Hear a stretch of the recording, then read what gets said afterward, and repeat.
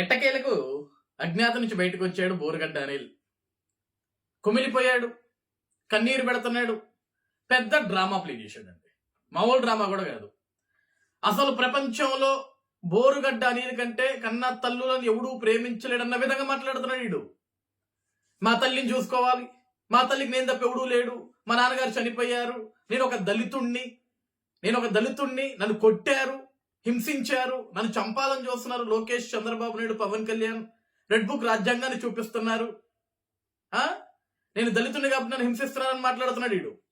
బయటకు వచ్చి ఈరోజు 2 రోజుల తర్వాత అజ్ఞాతం వీడి.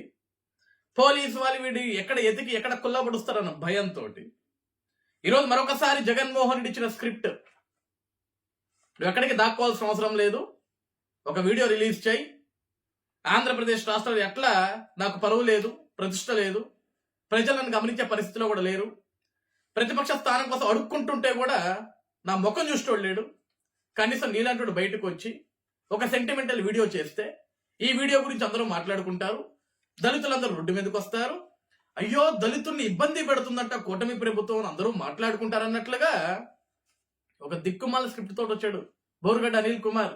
ఏం మాట్లాడుతున్నాడు ఇతను? కూటమి కక్ష సాధింపు చేస్తుంది నా మీద అంటున్నాడు.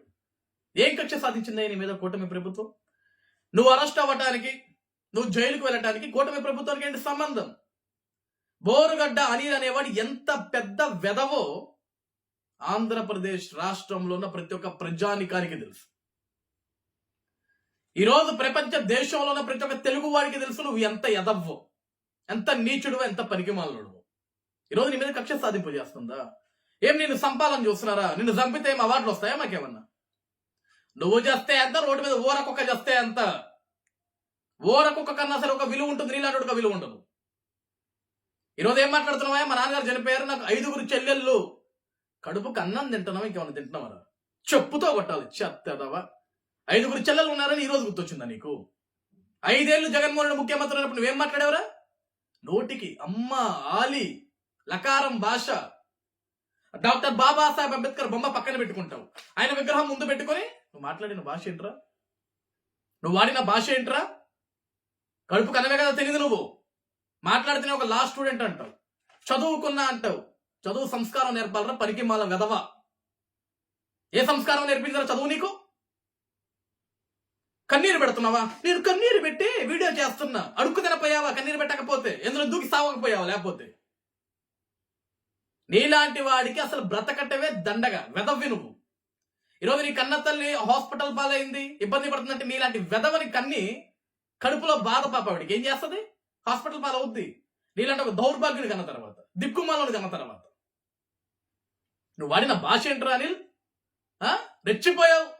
నా వెనక జగన్ ఉన్నాడు, ఏం పీకుతారు నన్ను, లా కొడకల్లారా, ఆ కొడకల్లారా, అది భాష నువ్వు మాట్లాడింది.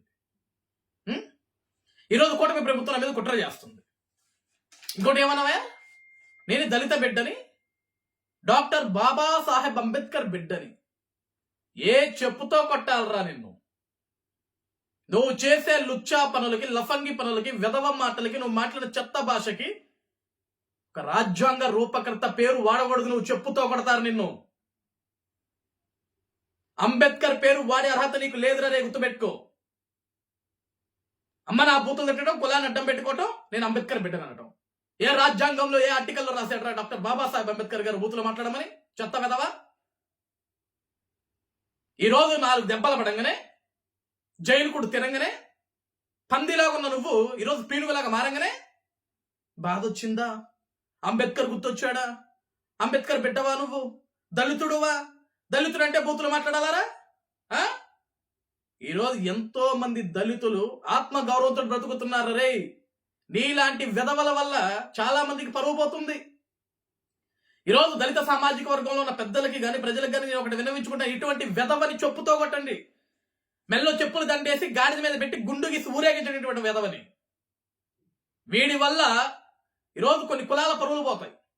ఇటువంటి వాడిని మన జాతుల్లో ఏ జాతిలో ఉండేకూడదు వీడిని. అంత విధవ వీడు. మనిషి పుట్టుకలో ఒక మృగం, మానవ మృగం వీడు. ఇంకోటి ఏమన్నాడు ఆయన? జగనే నా తండ్రి, జగనే నా తల్లి.